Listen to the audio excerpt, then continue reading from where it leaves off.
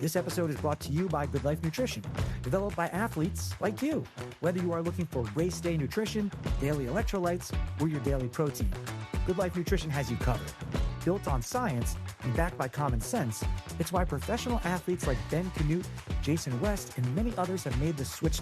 Enjoy 25% off your first order by using promo code Slowtwitch. Just go to fuelyourgoodlife.com. Hello, everyone, and welcome to the Slowtwitch podcast. My name's Kevin McKinnon, and I'm here with Ben Snyder-McGrath. We're on the Slowtwitch side of things, and today we have a very special guest. He's a two-time Olympic silver medalist. He's won 70.3 races, WTCS races, actually T100 too, I guess I can add to that list. He's a 7-time All-American runner, collegiate runner. Morgan Pearson, welcome to our Slowtwitch podcast. Thanks so much for joining us. Hey guys, thanks for having me. Appreciate it. So we're planning on bombarding you with a wide range of all the different things you've done in sports and everything, but wanted to get started with just, if we could, just going back to how you got into triathlon, because I think you're a little bit later getting into certainly the elite level of things. Yeah, exactly. So I grew up as a swimmer. My mom kind of threw us all into, my brothers and I, into swim practice at a pretty young age. I wanted maybe first grade, second grade, something like that. Can't even remember. And that was, that was something I did to the end of high school. I was never the fastest, but I enjoyed it a lot. I enjoyed the team aspect, the, kind of like working hard, just the competitive nature. And then in middle school, I kind of started running a little bit with middle school cross country, and then kind of like as the years went, got more and more into the running. By the time I was like a sophomore in high school, I was basically doing both full time, and then I kind of had to decide between running and swimming. And then my junior year, I kind of had a big breakout in cross country, made all state, made national meet and stuff. So yeah, I basically went really focused on running from there to like the end of college. I did kind of stick to swimming to the end of high school. And then, I went to college, competed for the University of Colorado, was pretty good, maybe not great. And, I graduated, I kept running a little bit, was working some jobs, and I decided the start of 2018, I was going to go all in on triathlon, with the goal of making the 2020 Olympics. I mean, it was, looking back, I was like, oh, I'm going to do this. Look, it's what a goal, like only a couple years in the sport to try to go for that. Yeah. But like you said, I was a bit, How hard could it possibly be? Yeah. I mean, there were some things that, I was confident in myself. Like I had, there's certainly some things that like led me to make that decision, that I had a good chance, because for me, I was like, I can either try to make it in running, and in my mind, that seemed like more of a long shot than making it in triathlon, even though I'd never done a sport. But that's just how it goes sometimes, huh? Yeah. So I think USA Triathlon, like you were part of their kind of college recruitment program, right? Like they've done an amazing job of finding people like you, people with swimming backgrounds who are amazing runners. No names mentioned, just, okay, we'll mention it. Gwen Jorgensen, add your name to that list. Like they've done an amazing job of finding people like yourself to take to the Olympics. Yeah. I mean, I want to say I actually reached out to them initially, but Okay. honestly, like, yeah, like, cause um, I was running and I was trying to run, and I actually got a little contract with a small, well, they're not that small in China, but there's a Chinese brand. And so I was a pro runner for a little, and but it was tough. I mean, they weren't paying me enough to like live off fully. I had to work, and it was just like, it was tough. Like I was doing these jobs, running, I got injured, and I was like, cause I think it was just too much time on my feet and all this other stuff. And I think I was jumping in the pool a little, and I reached out to them, but I will say I was just sending out feelers, and they did a good job recruiting me and kind of like encouraging me to go all in and saying, hey, we're going to support you. So, yeah, I think I mean, that was huge. Yeah. And like, it was like the recruitment program that, Barb Lindquist, Bobby McGee. Those were two of the big players in recruiting me to just like give up on the running dream a little bit and go for triathlon. And so what?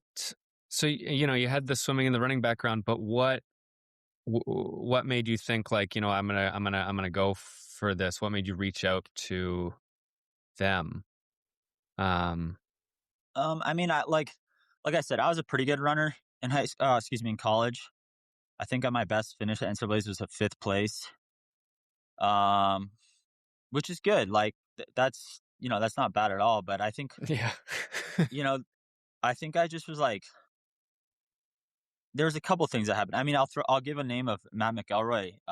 He's a guy who I raced in college, and like we were pretty competitive. Sometimes I beat him, sometimes he'd beat me. But I didn't even know him at the time. Like now we're actually good friends, but at the time he was just a guy I'd see at races, and I said hi to him, whatever. But we weren't friends or anything. And I saw he was like I didn't really know about the sport, but in the time he was like getting on the podium at some World Cups. And I was like, wow, that guy's like.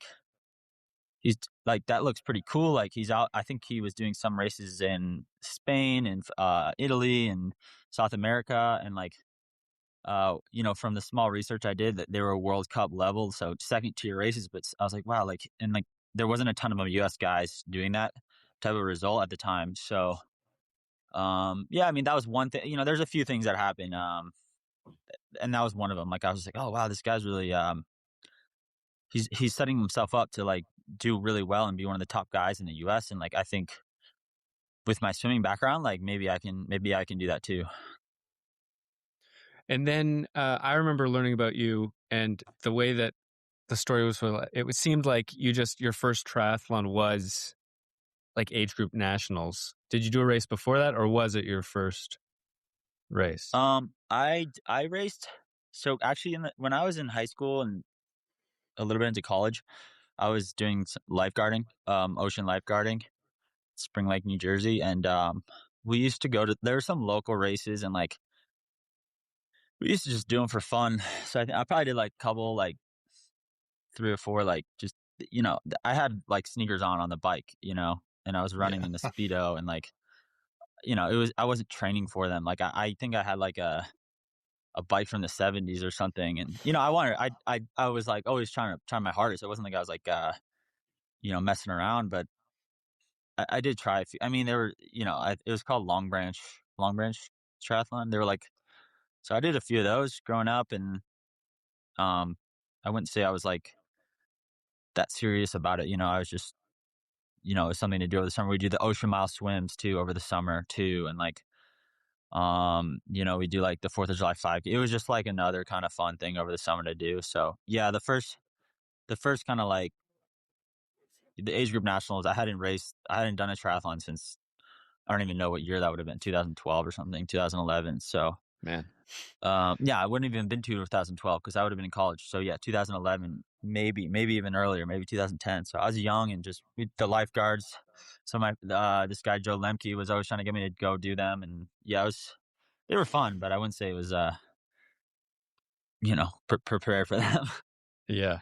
And then so you go to age group nationals and you win. Like, did you were you shocked at like when did you take the lead, and like were you like am I in first? Like is it crazy, or were you just like, yeah, I expected to win this? Yeah, I mean that's kind of a while ago now, but if I remember correctly, I was coming off an injury in running. Like I said, I got injured, and that was kind of I was doing all this random stuff, working, trying to run 100 miles a week. And I just decided to like go to that. I never driven cross country from Colorado to New Jersey, where I'm from. So I was like, I want to drive across, go home to New Jersey for like a few weeks in the summer. And then I was like, that's like 8 hours into the drive. It was in Nebraska. So it was kind of was like, I was like, oh, this will be cool. Like, and at that point, USA Triathlon was a bit recruiting me, and I was like, okay, I'm going to give it a go. I wasn't really prepared for it in any way. Like I had been kind of back to running a little bit. USA Triathlon at that point had sent me a bike, and I'd been, biking around town, just not knowing what I was doing. my friend, I worked at the feed actually that summer, and I was like, we'd go to the pool and like mess around a couple times a week. Just I don't even know how much, maybe like just jumping in the water and swimming laps. But I couldn't even tell you if I was doing more than like 2,000 at a time. But so I went there and like I was like, you know, this is actually good because I'm not really, not that I'm like completely out of shape, but I'm not really like fully trained. But it'll give me a good baseline to see where I'm at, like my talent level. So that was kind of because at that point, you know, I was like, if I want to actually do this and go for Tokyo Olympics, like I gotta have I gotta do well here with like no training. I know that kind of sounds weird, but that was my mindset. So yeah, The logic. yeah, that The logic, logic to the process. If I can do well when I'm really unfit, if I train, then I can go to the Olympics. How hard that could was it be? kind of, honestly, that was kind of it a little. And yeah, I mean, I went there and like the most surprising one was the swim. Because I remember there was a young guy, maybe 15 or something. He was young, a lot younger than me. Because by then I was like 22 or something, 22, 23 maybe. And I like was second out of the water. And I was like, wow, like I was barely swimming. And I'm like, this is, and then the bike, I was in the sprint distance, by the way. The bike was like, I was like leading to the halfway point or maybe, and then I remember some guy came by me on the I had a road bike, no bars, no like just road bike, and I passed the first guy. He was a young guy, so maybe not the best biker. And I passed him, so I was leading the bike for a while, and then this one guy comes by and he kind of said something like, "Oh, nice swim." He said, "Nice swim," and I was like, and at that point I was like, it was deep enough into the bike where I was like he's not gonna get that big a lead on me, and I was like, I got to unleash on this guy on the run. Because at that point, I was like, running was my thing. And he was wearing just a Speedo. So I was like, he was easy to remember who it was. And so I think like getting on I think a few guys came by me on the bike. But I had only the road bike. And I remember going up, there was like a little hill or like a few little hills. And I remember like going up the hills, I was passing the guys. It was the flats. The downhills where they'd lose time. And, I was like, okay, aerodynamic, like, I was like, maybe if I had a TT bike or whatever, I could be doing even better. Well, obviously I could be doing even better, but like, it was the encouragement I needed. Cause I was like, okay, like I'm like not like doing so bad on the bike. And then like we got to the run and I just like, it was a 5K. So you just go. And I remember passing that guy. I didn't say anything like but we were the first, cause I think the age group nationals kind of staggered, but we were the first ones to go off, so I did cross the line in first, so that was pretty cool. Yeah. And so it's not a long jump from there to where you're heading down. I was looking, it looks to me like your first World Cup event was in Mooloolaba. Like you're it's not a big jump to where you're suddenly in Australia racing. Yeah, that was in March, I think March 2018, excuse me. Yeah, I mean, that was, so at that point I was like, I kind of had to take a look in the mirror and be like, okay, do I stick with running or do I go in all on this triathlon thing? And I think just the allure of the Olympics, and obviously USA Triathlon's like, maybe blowing a little smoke and hyping me up a little, which I guess that's one way to get someone to commit. So then I was like, okay, I'm gonna do this. I spent some time in Colorado, like for a few more months, and did some running races. But December 2018, or I guess it would have been December 2017, I moved out to Arizona, like packed up my stuff, drove out there, and was training with like the Canadian national team. Kevin McDowell was also there. The U.S. didn't really have a national team, but the Canadians did, and some Americans were training there, and I got linked up with them. And yeah, I mean, just trained there that was my first season there with that group. And yeah, a few months later, I went to the Mooloolaba race. I went to New Plymouth World Cup. Yeah. And then I did April, May, I did a race in China called Chengdu World Cup. And then my fourth race was at WTS in Yokohama. My fourth pro race, which is like looking back kind of nuts. But it was a good way to see where the level's at, you know? Well, and Yeah. it wasn't like you weren't finishing at the back of those fields. 7th in Mooloolaba, you were 14th at your first WTC, or I guess, yeah, it was Yokohama. Would that have Yeah. been a World Triathlon Championship Series? I can't remember when they Yeah, it changed that was. It naming was. and all that stuff. But yeah, like that's pretty amazing. You must Yeah. have that must have been, did it feel like, okay, I made the right call in Yeah. terms of moving on from running? Yeah, because like at that point I was like I'll just be honest, the US men weren't super strong for the Olympic distance stuff. So at that point I was like, I can actually make the team. I think because like in Yokohama, I think everyone was there, pretty much all the US men. Maybe not Ben Canute, um, who was kind of like 1 foot out at that point. But I was, and I hate to say like top American, like that's I don't love that term because my goal is to be top of everyone. But at the time, I was okay. I'm beating some of these guys. Like I'm beating all of them right now. Like maybe I can actually make the team. So, yeah, like certainly, it's funny because you say those results, but then like if you look even further, I think I kind of got lucky maybe at the beginning, and then I had some tougher results. Um, Kind of the rest of the year, I think I got Well, you did lapped win out. in Montreal at the Yeah, well, that was a end of Continental Cup. 2018. Yeah, Yeah, Continental Cup, but yeah, but then like I went to Leeds, and I wasn't even supposed to do the race in Leeds, but there was a relay at that season, and I was the okay. alternate, so I was there for as an alternate for the relay, and the race wasn't full, so I asked USA Triathlon if I could just sign up for the WTS. They were like, sure, because I was already there. It wasn't like, it wasn't a cost to them. And yeah, I got lapped out. So that was like one race where yeah, that was tough. But, looking back, it's like, well, I hadn't really been doing it for that long. It kind of makes sense. But yeah, Yeah. it was a really hot start, a solid start, and then kind of like fell off a little. And then the end of my season, I was doing a little bit better. So yeah, it was a cool first year. I mean, looking back, it's just interesting to like look at that stuff and see it because it's been so long now, and I feel more experienced and um, yeah. And how was it financially? Like, were you're sort of able to make ends meet because or USA Triathlon is helping out? Are you finding some sponsors? It's, because the Uh, WTCS racing is not huge in the US. Like I'm sure if you went into a sponsor, they're like, well, how many Ironmans have you done? yeah, well, that's still the case, huh? Um, yeah, I mean, honestly, I mean, I was young and I had saved up a little money the year before. And I will say USA Triathlon was extremely supportive, like Yeah. traveling to races, paying for the coach.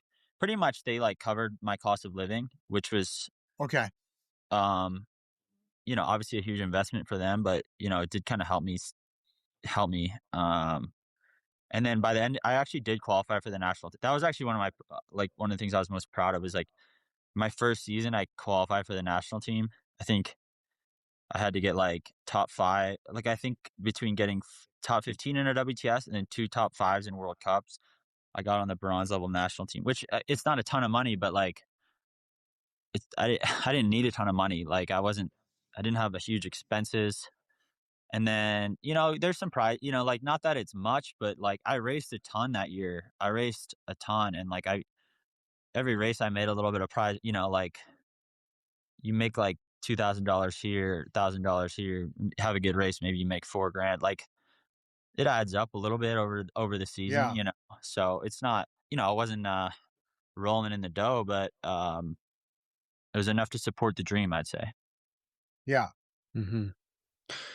And what was it like, you're so new to the sport. Were you like nerves wise, mentally, your first race in Australia and then the races after that, like, were you shaking in your boots? You're like, what am I doing here? Or were you just like, did it all happen so quickly that you just didn't have time to even really get nervous? Or what was it like? I mean, I honestly, know it was so long ago. yeah, no, I do. I have a great story, but I remember Malulaba was the first race, and it's ocean swim, and there's some solid waves on the beach. And I remember, like, I was very nervous, and especially on the bike because you in running, you run in a pack, but you're not going 30 miles an hour. And like honestly, I've crashed enough, and I had crashed in training, and it was more like I didn't want to like take other people out, like I didn't want to be Yeah. um dangerous because like you always know there's like a dangerous guy in the pack, and you don't want to be that guy. But so I remember before the first race, I was a little bit nervous about that. I was like, I've never been in a real bike race, which maybe I should have done some. But I remember going to the pre race swim, and like there's all these waves, and I just remember seeing some athletes like really struggling in the water, like really like they're scared of the waves. Maybe they couldn't even get out. And then and this is a World Cup, so there's not like it's not like the top end talent, but I just remember being like, well, I grew up like on the beach, surfing, lifeguarding, body surfing. Like this is like my second home, and like it kind of calmed me down because I'm like, well, at least I have that going for me. Like I'm certainly a little bit nervous about the bike section, but like I'm not worried about this swim. It looks fun to me. So that was kind of calming for me. So Mm-hmm. Yeah. And so from there, you've got a really quick turnover. In theory, it should have been 2 years, and in practice, it ended up being 3 years to the Olympics. Can you tell us a little bit about that first Olympic experience in Tokyo? Because it seems like it was, heck, I never came 42nd at the Olympics, but I sort of get the feeling that might have been a disappointment. And then a few days later, you are a silver medalist. Like, is it sort of this mix yeah, of two incredible uh, different levels of excitement or emotion? Sorry. yeah, like yeah, for sure. I mean, honestly, I'll be yeah. The first Olympics was really emotional for me. You may or may not know, but I had an older brother who passed away in March of 2021. So um, that was an extremely emotional time. Like even now, I'm just like it still kind of like gives me chills in my body thinking about it because here I am like trying to trying to achieve a dream, that I've been, even when I was young in a swim practice, like the Olympics is the highest level. So I was really going for that goal, and like I was accomplishing that, but I also was still grieving over my brother. So I think it took a lot out of me. And I remember going to the individual race, and just like I remember that whole race, I just had no energy, like nothing on the bike. The swim was fun. Like it was just like it was just a hard race to get through. And in the moment you're like, oh, what did I do wrong in training? And certainly we might have made some mistakes, this and that. But like I think a few years away now, it's like I was dealing with a lot, and just to make it there was, I'm proud of myself for that. And then like honestly on the run, I kind of shut it down. I remember like I was just like the relay's not that far off, and I just was like, I'm not doing anything in this individual. Let me just shut it down for the relay. So um yeah, so then the relay came, and we got a medal. I thought my leg was pretty strong. I was really proud of the team. Like it was, and that was just like, yeah, I mean, you that's not even like, I don't even know when I started this sport if like that was something I believed I could do, is like stand on the Olympic podium. So to do that was like, it was incredible, and just an emotional too, like just everything. Just an emotional time, like you said. So yeah, I mean, it's just, it was very cool to be part of that team. I really like that team. Yeah. Yeah, thank you for sharing the stuff about your brother. I did know that. I had read that, Yeah. but I was sort of a little wary to to bring it up. So I appreciate you doing that because, and if you don't mind, I'll just run through that timeline. So that's March. and then you end up, did you qualify for Tokyo and Yokohama? I think with the Yeah, in third May. place in Yeah, Yokohama in May. yeah. So in a 2-month period, you're dealing with your brother passing away, all of the stuff around the family. Like, what was that? What was it like? Were you even thinking, am I even going to be able to do this? Or was that just not even a consideration because your brother had been such an important part of your sports stuff? Um, I mean, I don't know. It's hard to go back and think exactly what I was thinking, but I do know, when it first happened, I went home to New Jersey to be with my family, and like I essentially spent a month just there, maybe doing some light training, but like I think the first 2 weeks I did nothing, just no training, nothing, Yeah, and then maybe the next 2 weeks I was, maybe getting out on a bike and just going outside, just it's good for your like mental health, going for a run, that sort of thing. It was just like, yeah, like I remember my coach at the time was just like, This is you got to go home and deal with that. Like you got to face it head on before you like to even think about trying to go for Yokohama or whatever it is. And then if you're ready, you can go there." And that was great advice because yeah, not that I was, after that month at home, not that I was, you would say, I was still extremely, like, it still was a hard time, but I was able to then get into training. yeah. And like, I remember it was almost like, maybe cliche to say, but like therapeutic, like just eat, Okay. like, it was almost easy. Like I could just go to swim practice and get it done. Like it was almost just like get it done, and like, you know, I think maybe others were, so focused on trying to make the Olympics. For me, it was just like, I just got to do this. This is like, Yeah, there's a level of, everyone knows the feeling of like pushing yourself and you feel like exhausted, but you almost feel like better after. So I think there's yeah, a level of that going on. And yeah, like obviously it wasn't an easy time. It wasn't, easier for me to prepare for that race than anyone. It probably was harder, but I think just mentally, I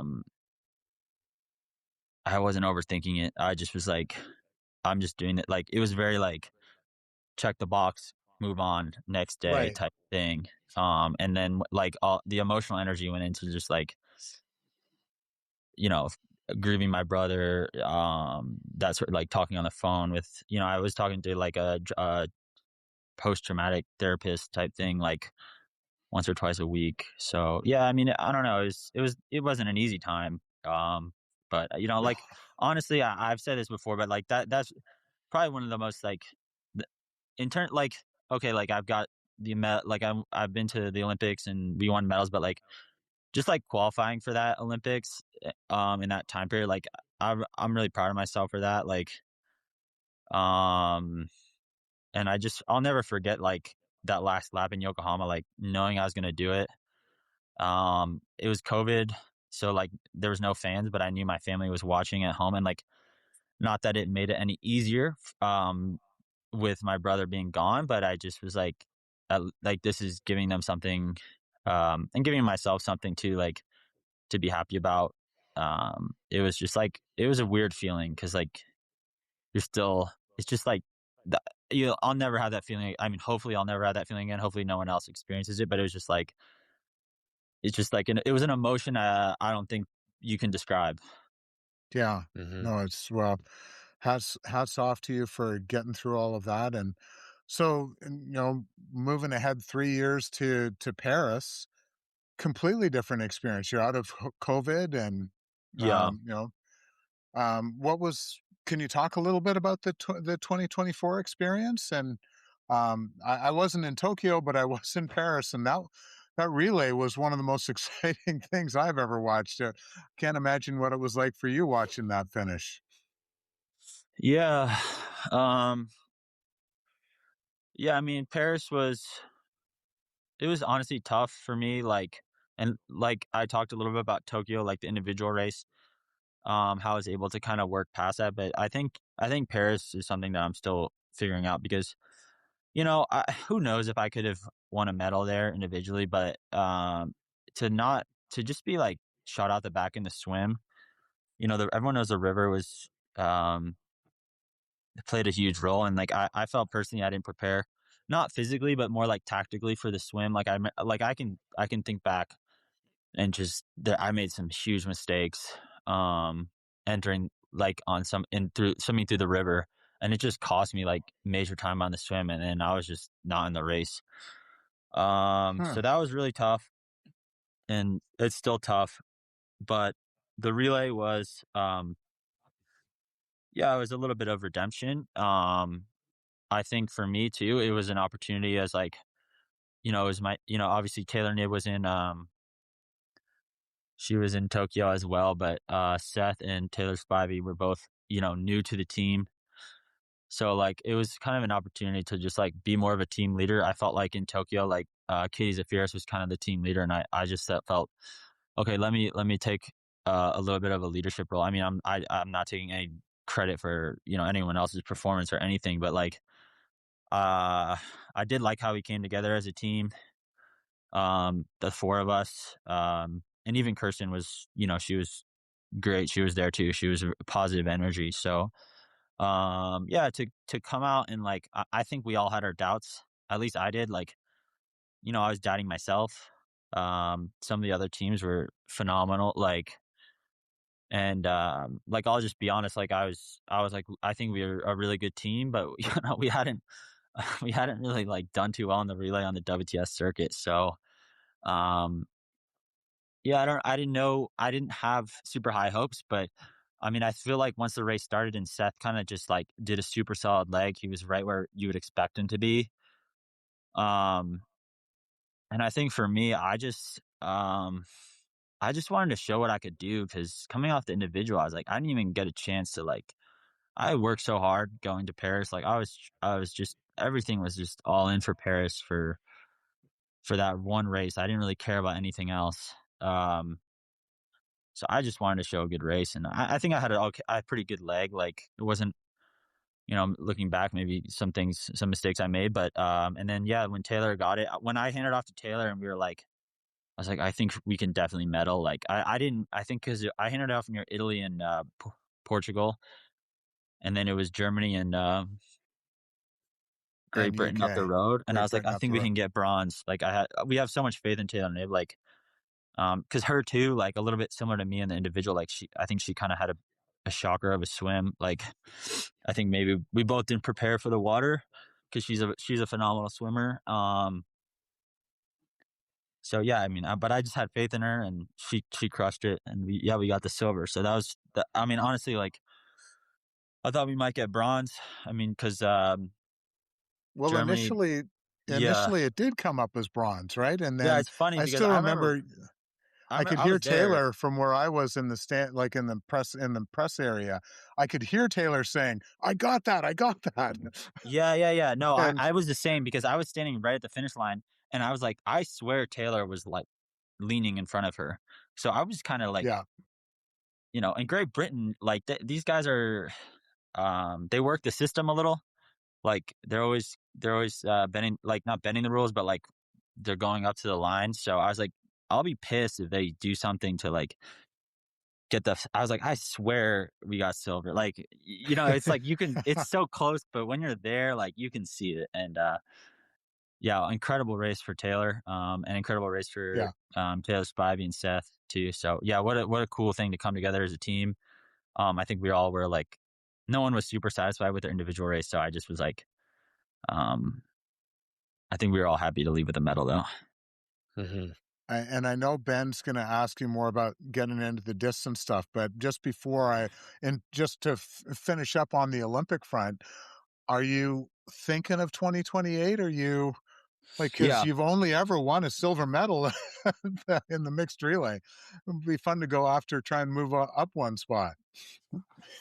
yeah. No, I definitely want to go for LA. I did race this year or excuse me, this past year.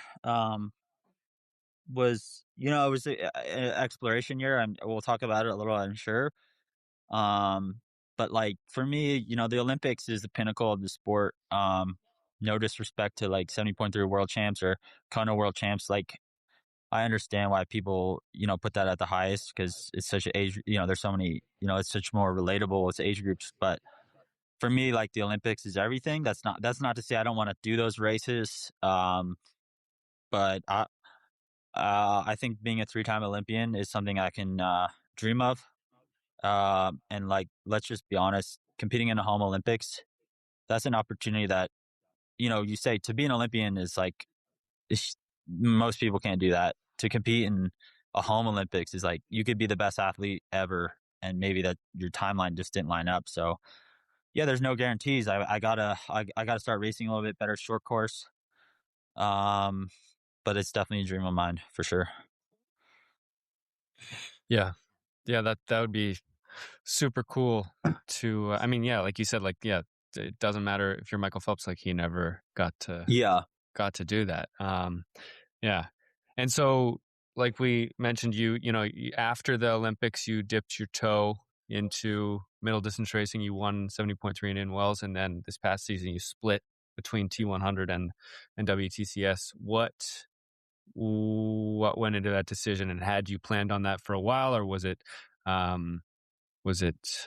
not spur of the moment, but did it come up sort of unplanned, less planned than some other decisions in the sport? Yeah, I forget exactly when I wanted to do Indian Wells. I think because one problem I have is I don't have a bike sponsor, so getting like a TT bike was, I could have bought one, but I didn't want to. Um, There's honestly, I mean, lots of us who don't want to buy a TT bike. Yeah. yeah, and like, I mean, here's the things, like they're expensive, extremely expensive, and then also I don't even know if I would like it's something I would enjoy. But luckily I was able to get a TT bike after Paris.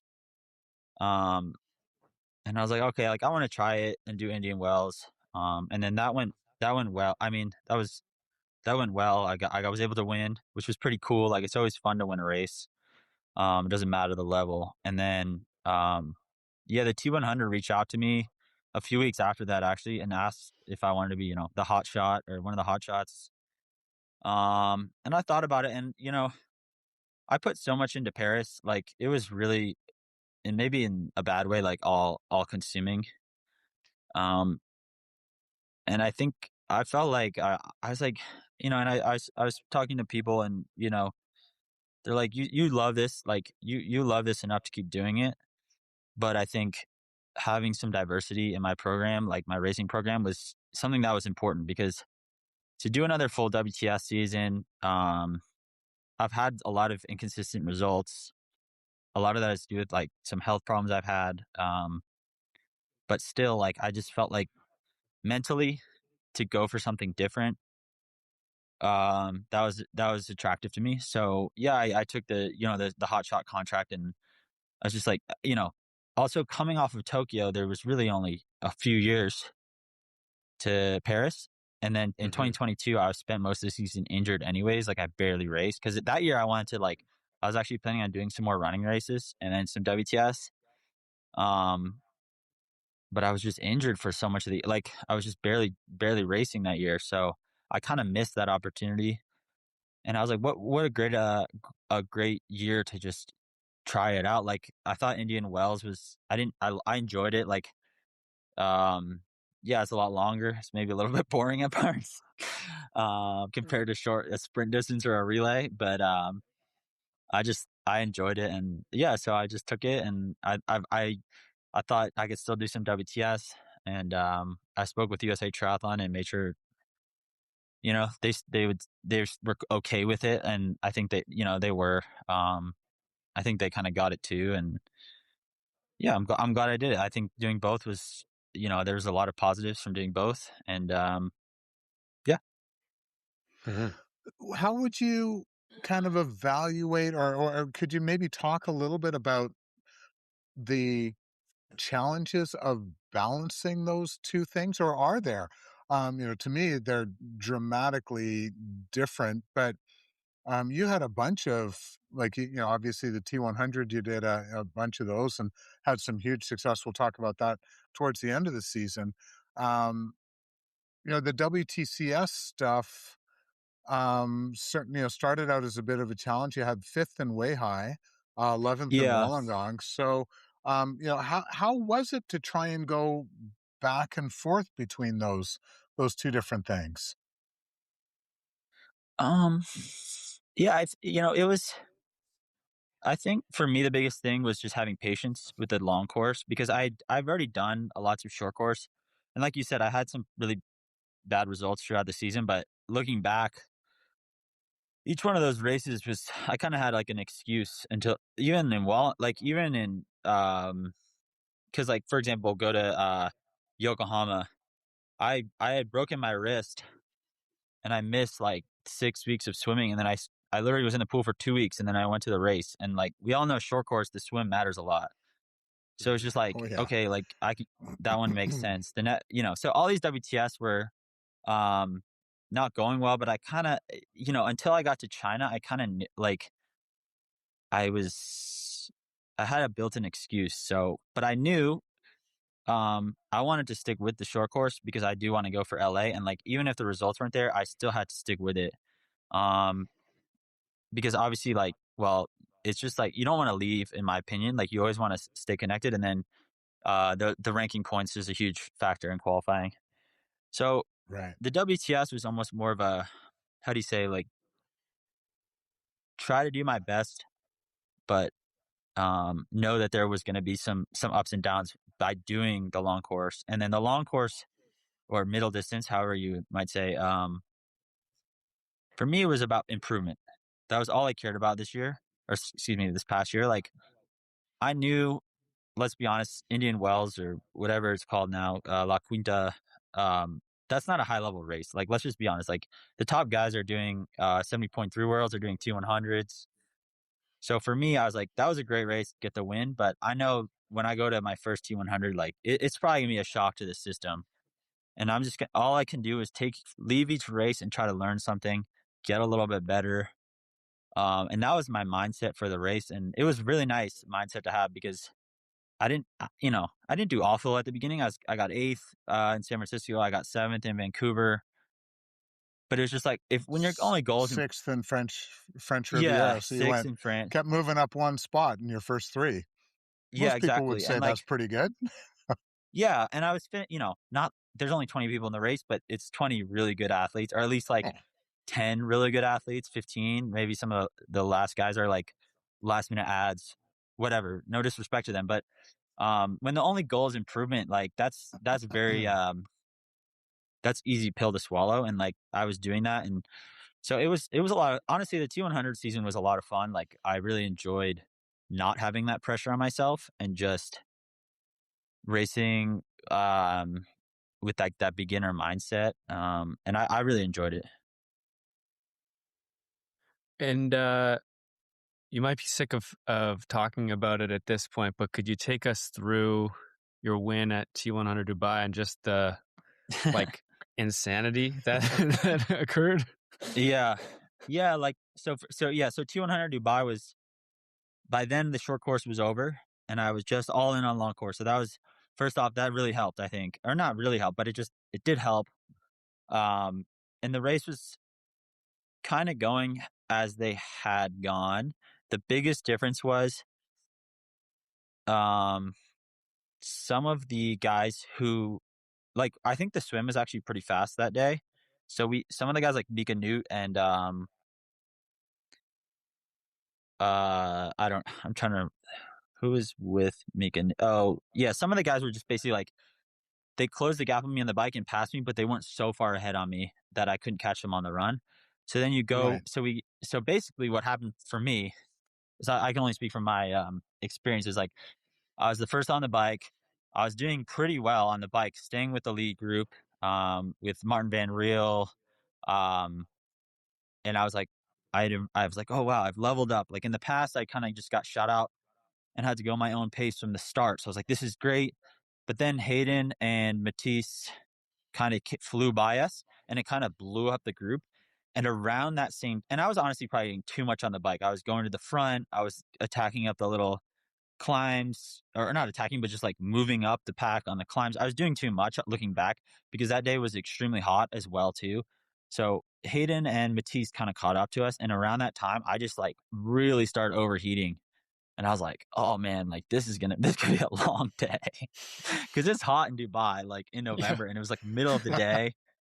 So I was like, that bike, I thought my power on the bike was awful. That was like my worst power on the bike the whole season, surprisingly. And I was just suffering. But I think everyone else was too. It was hot.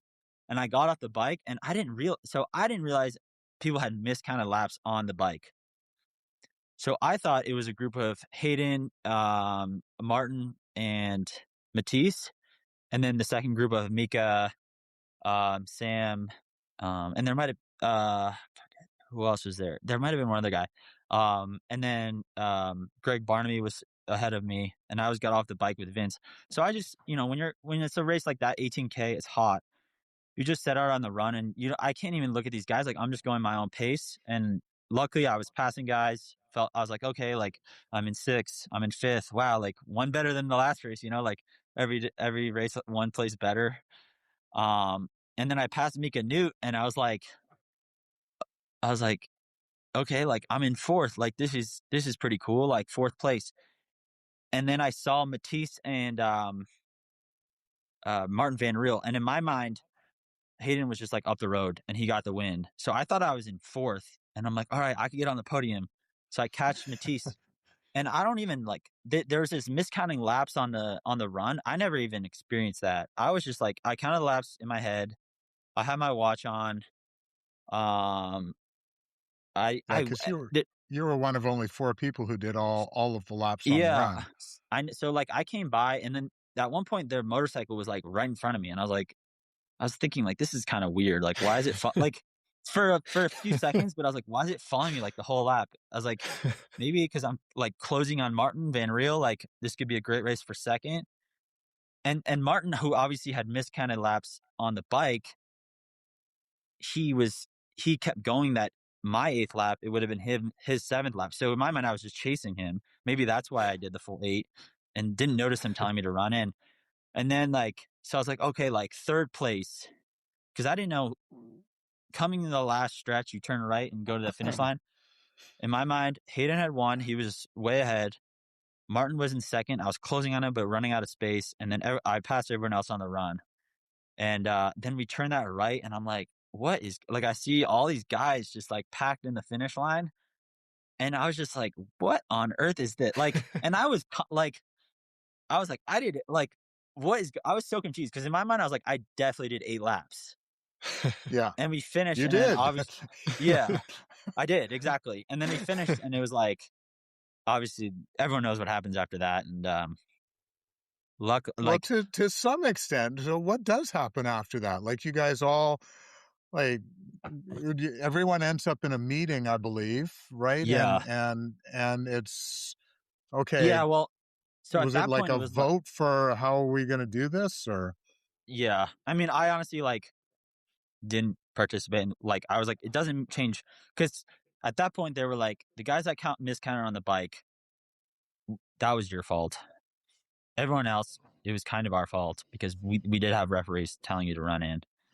So when people were asking me, I was like, I actually don't care, because for me, I'm getting 1st no matter what, which is nice. I mean, it was a bit of it doesn't feel like a victory, of course. I felt like I maybe deserved 3rd. But whatever. But I was just like, it doesn't matter, because I'm getting 1st. Either if you go off 8 laps or you go off 7, I was in the lead, and I'm just gonna stay out of it, because right. It didn't feel right to. I mean, I didn't cast a vote, or I forget. It might have just. Yeah. Mm-hmm. Yeah. No, that makes sense. Does it sort of diminish the, your first T100 win in your mind, or like that? Yeah. How do you feel about it? I mean, listen, I felt I was going to get on the podium. I felt like at 3rd place was where I would finish, which was a huge result for me at the time. So I was still happy with the race, because I swam well. My bike, like I said, the power wasn't great, but I felt I'd worked on my position. I was more aerodynamic. I was going a bit faster. I wasn't that far. and I was able to run. So for me, I took something out of it of, hey, like I'm improving again. I'm getting third.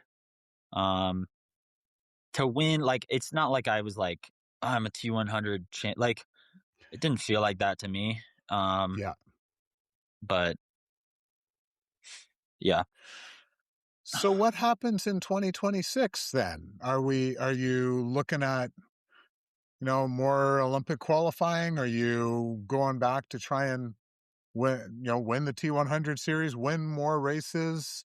Yeah. Are you following the Alex Yee approach and going to go run a bunch of halves and marathons and get back into the running world? What does it seems like there's a lot of options. There is a lot of options. Yeah, I think right now I'm still building out my season. I mean, I have a rough idea, and I'll start my season in Dallas 70.3. Dallas Little Elm or something. I signed up for the race because my goal there is to qualify for the 70.3 World Champs. Okay. Which is a race I want to do. I didn't do it last year. I technically qualified at Indian Wells, but I just was committed to the T100 and adding another race, more travel. I was like, okay, like let me do the T100. Let me focus on this.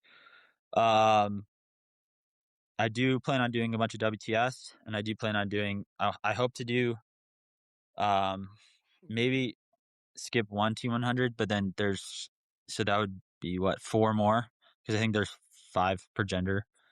So I want to do 4 T100s. So basically 4 T100s, Dallas. It's a lot of races. Hopefully qualify for 70.3 worlds. Yeah, And hopefully then, qualify for there, and then kind of the rest of the WTS that I can. Maybe not all of them, but yeah, like I definitely want to do a pretty good WTS season.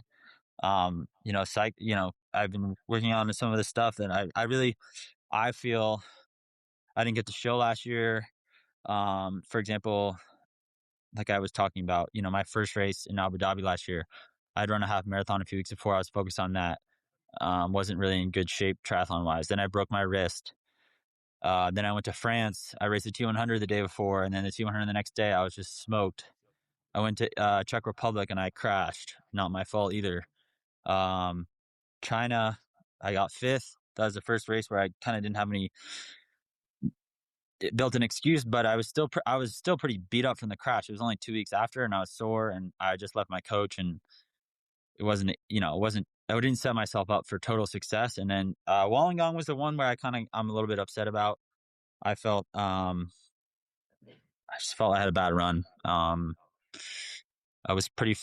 At one point I was pretty close to making that breakaway too. So that's the one where I'm like, that's motivating me right now, to get 11th. I'm better than that. My run, that wasn't a good run. And yeah, that's motivating me right now. So I'm excited for the WTS. I really enjoyed the T100 stuff. It's distance that suits me well, I think. And I still think I have a lot of growth on the time trial bike. I'm going to the wind tunnel later this month, for the first time. So I'm excited. I think it's going to be another big year. I think I can kind of play around this year and do some race. I don't have to be all in on qualifying for the Olympics. I do want to keep my points pretty good. Definitely be, close to like one of the top guys in the world. But I think I could still play around with the middle distance. And honestly, talking to my cycling coach and some other people, like, I think it's good for me. Physiologically, like I'm using different muscles on the bike. I'm doing all this endurance training, and I think it could really help. And then also mentally, I believe it'll help me, because when you're just so focused on one thing for so long, I think that's where that's tough. You can imagine if I'm just so LA, all I care about is LA, which it's true. I care about it a lot, but I don't want to be so focused on LA for 4 years that I'm burnt out by the time we get there. If I get there. Well, it seems like that's the, Hayden Wild was very focused on the T100 stuff this year, but he's made it, clear he's gunning for LA. And Alex Yee, obviously, I think, what did he end up doing? 2 or 3 tries and focused on the running stuff. And Yeah. Georgia So it Taylor seems like Brown. there were a lot of folks, Georgia Taylor Brown. Yeah, Yeah. well, I'm sorry, her off year, I still am struggling with that, calling that an off year, like But whatever she mentally, did, 34 races or Yeah, I think something. it's I think it's a mindset of like, and like the Olympics is high stress. And like I think sometimes, at least from my own experience, and this is not to take anything away from USA Triathlon, but it's like I feel, and it could just be a me problem, that they want you to be like so committed to this. Like you can't like everything has to be all in on the Olympics, which is like honestly that's great, but like let's just be like you said it already. Getting a sponsor as a purely a WTS athlete is not an easy thing to do.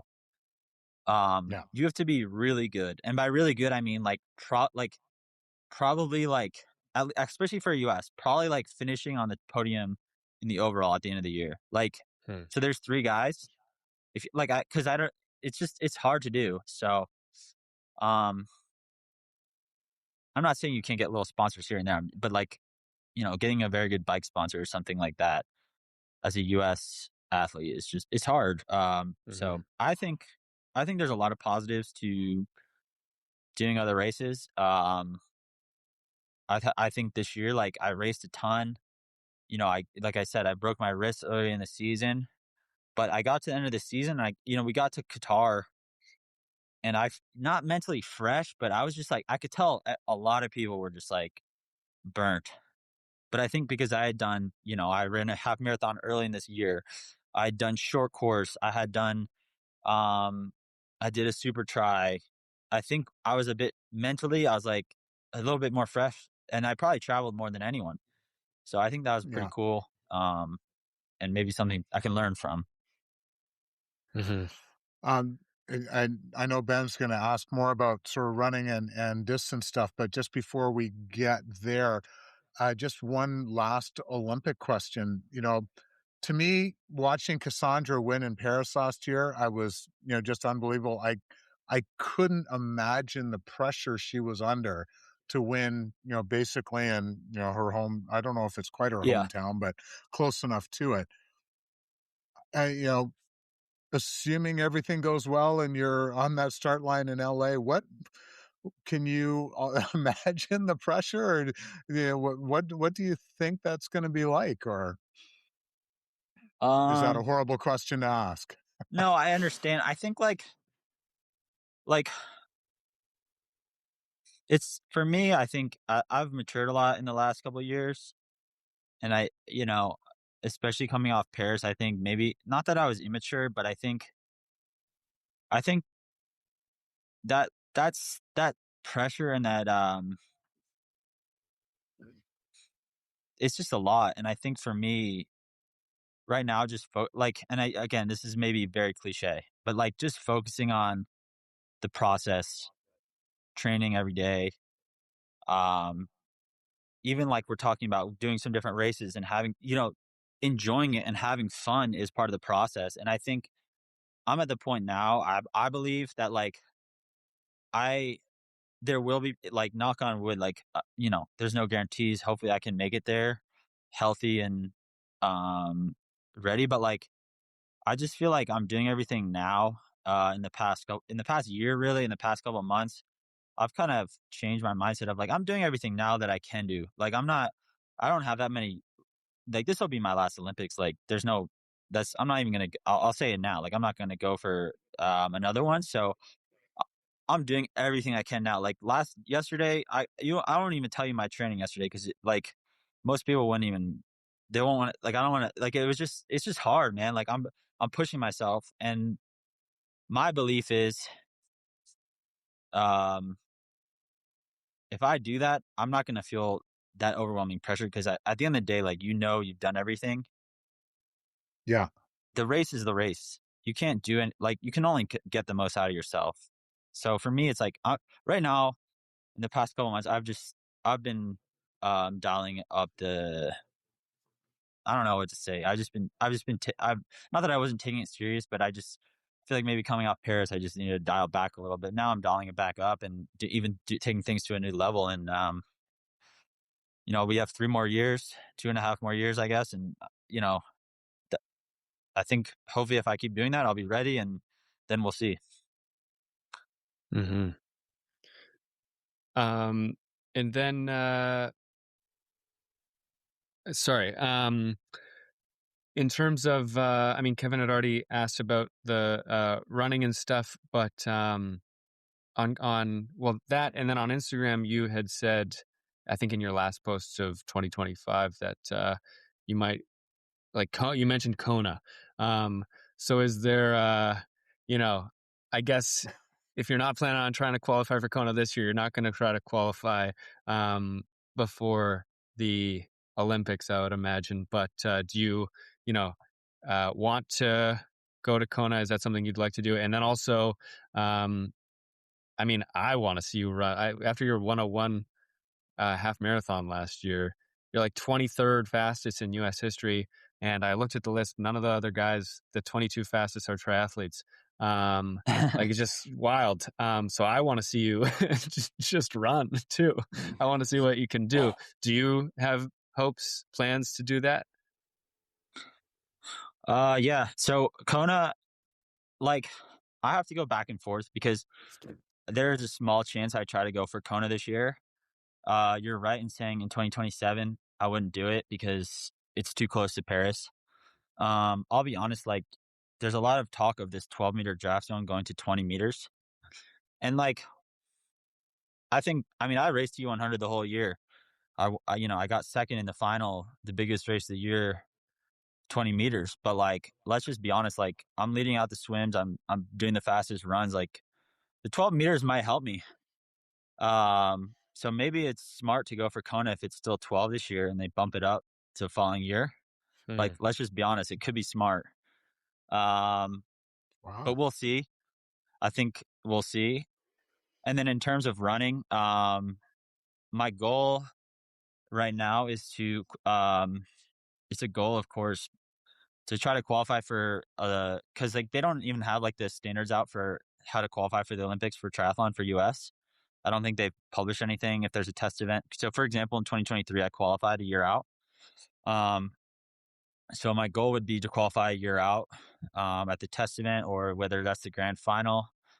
That race that year, like, this year and next year, or excuse me, last year and this year, it's just, I'm getting experience. I'm racing. I'm enjoying it. But I think the test event or whatever the qualifier is would be like kind of like that A race that year. Go all in for that. And then hopefully, maybe early next season, try to run a half marathon, 63 double. So 63 flat is like the Olympic trial standard in the marathon for the half. Unfortunately, you can't qualify this year. It only starts next year in 2027. For the half, the full, the window's already open, but I wouldn't run a full until, let's say I qualify for, LA a year out.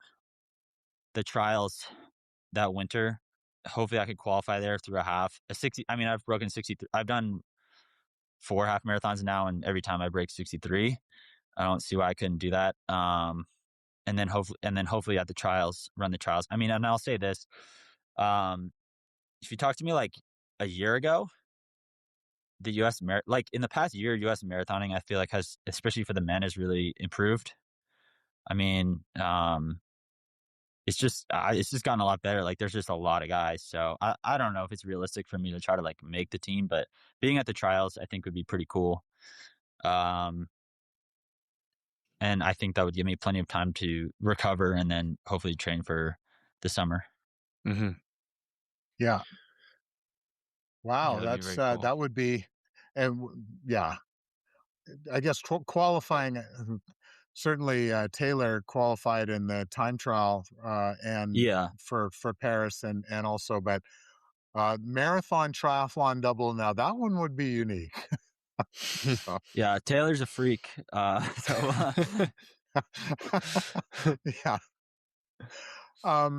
So, well, speaking of freaks, you weren't going to tell us what your workout was yesterday. I'm dying to hear. Will you at least tell us how many hours a week you're trained? Like, what does what does training volume look like for Morgan Pearson? Um, like honestly, right now I'm still building back.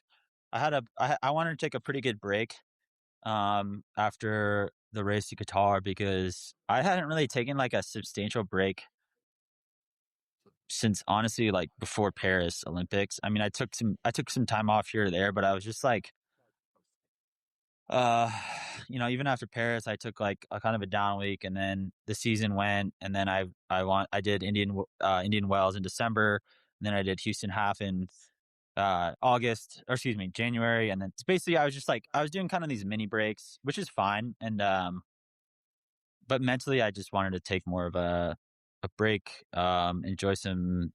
I was just traveling around, enjoying some time with my family instead of being home for Christmas and trying to get in like a 18-mile long run or something. So I wouldn't say my volume's that impressive right now, but I'll say when I'm like really training hard, I try to do maybe like 14 hours biking, maybe sometimes more, sometimes less, maybe 60 to 65 miles running, and then swimming. I actually swim a lot. Maybe more hours would be better, like maybe like 11 or 12 hours swimming. So Okay. it's pretty serious. Probably like 30, a little over 30. Okay. Yeah. So it's a lot. I mean, it's a lot for me. Like maybe for some, that's not that much. No, I think that's a lot. Yeah. I think that's a lot for pretty much everyone. Yeah. Well, there's always these guys you hear that Yes. training, it like doesn't even make sense. You're like, how do you even fit that in a week? Like you're Yeah. just on the bike for like, Well, and for some of those people, you have to just say, yeah, that doesn't all fit. Like yeah, there's the adding 25% factor to the workouts. So, yeah. and does that leave time for anything else? What do you do when you're not swimming, biking, running, lifting weights, planning seasons? Um, doesn't leave a ton of time. But I mean, like lately uh,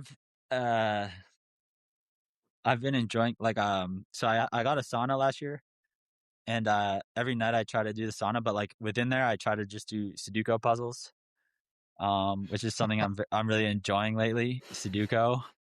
My younger brother Parker got me a Lego, like for Christmas, which I thought was kind of goofy, but I did it. Um, and that was pretty fun. So I got back to Colorado and I was home alone. And I got a few more, so I just been working on those. Um, I'll be like most nights I'm like watching a movie or show, type thing, just really relaxing. Yeah. I try to get into reading, but it's not my like. Sometimes I'll get into a book and just bang it out, but man, it's not. I was doing math in college, so maybe read it. Like, I don't hate it, but it's more something I wish I liked more. Yeah. And finally, is there, we wanted to start doing a thing where we're going to ask all of the folks that we bring on, if you have a favorite workout and, like Mm. that you would, think, or pass on that maybe people want to do, or maybe it's too frightening for people to do. No, I mean, I wouldn't say I have one favorite workout, but let me think of something I like doing. Like lately, I've been doing um every Sunday. I've been doing like, and it's funny because I do like a brick session, but it's more it's not too hard. Well, it's not easy, but like, so I have a bike workout and I'll do it on the trainer, maybe 2 hours, with interval. Like for example, like yesterday, yeah, today's Monday, so like yesterday I was doing like, um, it was like a 40-minute tempo and then a 25-minute tempo, so kind of like a broken hour, not 5-minute tempo. So that was nice. I mean, I'm still getting back into shape. Maybe it didn't feel as good as I would have liked. But and then I get on the treadmill, which I and do like some sort of threshold running. Okay. Um, so like it's nice. Like you know, I it's hard, but I think I really like it, and I think I think my run in Qatar was like, that was probably maybe my best run I've ever done off the bike. Like, I thought that was really strong. I felt really good. And, yeah, some of this hard work I've been doing, I think it shows. So that was cool. Yeah.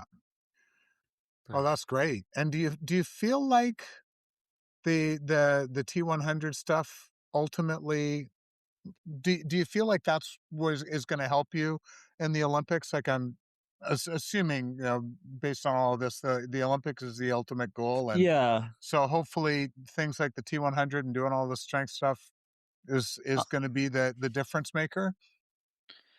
I don't know. That's a great question. I will say, like, it's given me a lot of confidence, which I think is something I lacked in short course. Just, I don't know. Like, I think mentally I can be, an overthinker type thing, as many athletes can be. And just like, even like, for example, like the swim, like, I think I'm a good swimmer and I do these, T100s, and I mean, I was first or second out of every one, and it's just like, okay, it's not the level of WTS, but like, it's one thing to lead one out and then be like 10th and then be like 5th. But like, when I'm constantly like right at the front and feel in control, like, that's given me a lot of confidence. So I'm hoping that kind of, I can bring that to the short course racing. The strength helps. This year I spent a week in Wisconsin last year, still getting used to it. I spent a week in Wisconsin at Tour Dairylands, or Tour of America's Dairylands, which is like a crit series out in Wisconsin, racing the Pro 1-2 there. I think that really helped. I mean, honestly, like in Wollongong, I almost felt like the bike was like too easy and in control, and maybe I overbiked a little bit. Like, looking at my power numbers, like, I was like, that was probably too high. And I think I was just maybe doing too much. So there's lots of, I think, the winning a WTS, there's more, like, this is not to disrespect long course, because it's winning a T100 is equally harder. Who knows? Depends on the race. But there's almost like more nuance into the WTS, I'd say. Like, yeah. And I personally feel that in the past couple of years, the racing's just gotten higher and higher level, especially on the bike. Like, I mean, when you're in the, like, maybe watching on like World Triathlon Live, you don't notice, but like when you're on the bike, it's just, there's guys who are just making surges, attacking, and like it just creates a different dynamic. And given that I started so late in triathlon, like, I think that's always something I've kind of struggled with. So really focusing on that this past year, I think, will help me. And then just honestly, like I kind of alluded to, like, I've had some health problems. So just really being consistent, gym work, all that stuff that's going to keep me healthy and make me really strong. Hopefully that helps too. And there's lots of other little things I can do as well. So we'll see. Well, I mean, we'll see. Like, I can't predict the future. I think doing the long course stuff, if more than anything, it just helps my mindset. Both giving me confidence, but also just, I'm not so, there's like the cliche saying, like, you hold on to something so tight that it like comes out of your hand. I feel like maybe that was me a little bit in short course, and now I'm enjoying other stuff, but it's still, it's still triathlon stuff. This episode is brought to you by GOODLIFE Nutrition, developed by athletes like you. Whether you are looking for race day nutrition, daily electrolytes, or your daily protein, GOODLIFE Nutrition has you covered. Built on science and backed by common sense, it's why professional athletes like Ben Canute, Jason West, and many others have made the switch. Enjoy 25% off your first order by using promo code SLOWTWITCH. Just go to fuelyourgoodlife.com and use promo code SLOWTWITCH.